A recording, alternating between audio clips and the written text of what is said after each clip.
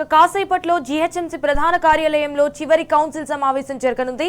ఈ మీటింగ్ లో 2026 నుంచి 27 జీహెచ్ఎంసీ బడ్జెట్ కు కౌన్సిల్ సభ్యులు ఆమోదం తెలపనున్నారు. అయితే జీహెచ్ఎంసీని ఓఆర్ఆర్ వరకు విస్తరించిన నేపథ్యంతో పాటు 12 జోన్లు, 60 సర్కిల్స్, 300 వార్డులను దృష్టిలో పెట్టుకుని 11,460 కోట్లతో మెగా బడ్జెట్ రూపొందించినట్లు తెలుస్తోంది. జీహెచ్ఎంసీలో కొత్తగా విలీనమైన 27 మున్సిపల్ కార్పొరేషన్లకు, మున్సిపాలిటీలకు 2,260 కోట్ల నిధులు కేటాయిస్తూ బడ్జెట్ రూపకల్పన చేసినట్లు సమాచారం. అయితే ఫిబ్రవరి 10తో ఇటు ప్రస్తుత జీహెచ్ఎంసీ పాలక మండలి పదవీ కాలం ముగియనుంది.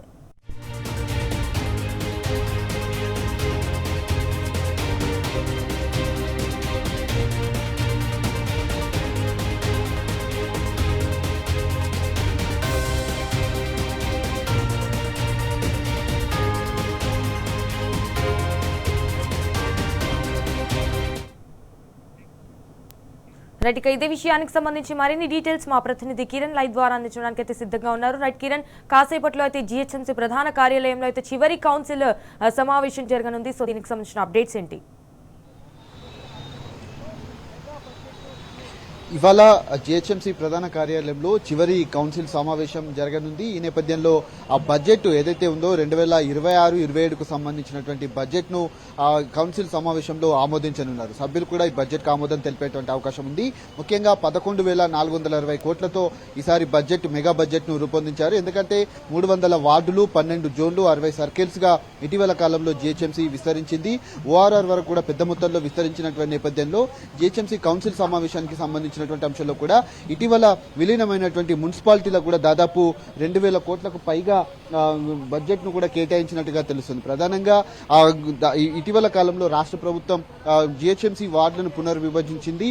150 వార్డులు ఉన్నటువంటి జీహెచ్ఎంసీని దాదాపు 300 వార్డులకు పెంచినట్టు ఈ చివరి కౌన్సిల్ సమావేశం కావడంతో కొంత వాడివేడిగా చర్చ జరిగేటువంటి అవకాశాలతో మనకు స్పష్టంగా కనిపిస్తా ఉన్నాయి. ఎందుకంటే గత 2 సంవత్సరాల నుంచి బీఆర్ఎస్ నుంచి కాంగ్రెస్ లో చేరినటువంటి మేయర్ తన పదవిని పూర్తిగా కాపాడుకునేందుకు మాత్రమే ఇటీవల కాలంలో తన పనులు కూడా చేపట్టనటువంటి పరిస్థితులు కనిపించాయి. కేవలం తన డివిజన్ కు మాత్రమే ఎక్కువ మొత్తంలో నిధులు కేటాయించుకొని మిగతా డివిజన్లను విస్మరించారని కూడా బీఆర్ఎస్ నేతలు ఆరోపిస్తున్నారు. ఇటీవల కాలంలో ఏదైతే కొంత జల్సాలకు వెళ్లి టూర్లకు వెళ్లినటువంటి పరిస్థితి మనకు కార్పొరేటర్లకు కనిపించింది.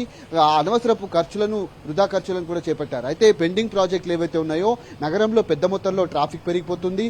అంతేకాకుండా ఉన్నటువంటి ఫ్లైఓవర్ల నిర్మాణాలు కూడా పూర్తి కాకపోవడంతో, అండర్ పాసులు పూర్తి కాకపోవడంతో ఇబ్బందులు ఎదురవుతున్నాయి. మరొక వైపు ఎండాకాలం వస్తుంది, దానికి అనుగుణంగా చేపట్టాల్సినటువంటి పనులు కావచ్చు, అంతేకాకుండా ఉన్నటువంటి ఏవైతే వాటర్ కు సంబంధించినటువంటి అంశాలు కావచ్చు, రోడ్లకు సంబంధించినటువంటి ఎక్కడ కూడా రోడ్లు కనీసం మరమ్మతులు చేపట్టకపోగా తీవ్రంగా గుంతలమయమైనటువంటి పరిస్థితి హైదరాబాద్ వ్యాప్తంగా కనిపిస్తుంది. అటు మ్యాన్ హోళ్లలో పూడికతీత పనులు కావచ్చు, లేదంటే ఏదైతే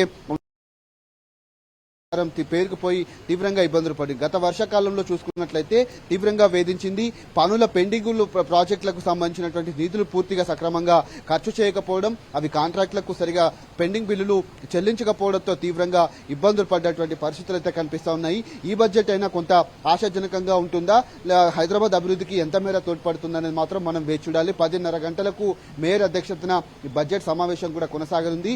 చివరి బడ్జెట్ సమావేశం కావడంతో తొలి రోజు ఏదైతే బీజేపీ కార్పొరేటర్ వంగా మధుసూదన్ ఇటీవల కాలంలో మృత్యువాత పడ్డారు. తనకు సంతాపాన్ని తెలిపిన తర్వాత బడ్జెట్ ను ఒక 2-3 గంటల్లో ఆమోదించేటువంటి అవకాశం అయితే మనకు స్పష్టంగా కనిపిస్తుంది. పెండింగ్ ప్రాజెక్టులపైన ఖచ్చితంగా ఎక్కువ మొత్తంలో నిధులు కేటాయించాలని కూడా బీఆర్ఎస్ కార్పొరేటర్లు కూడా పట్టుబట్టేటువంటి అవకాశాలు అయితే మనకు స్పష్టంగా కనిపిస్తున్నాయి. ఈ సమావేశం కూడా వాడివేడిగా జరిగేటువంటి అవకాశాలు అయితే మనకు కనిపిస్తా ఉన్నాయి.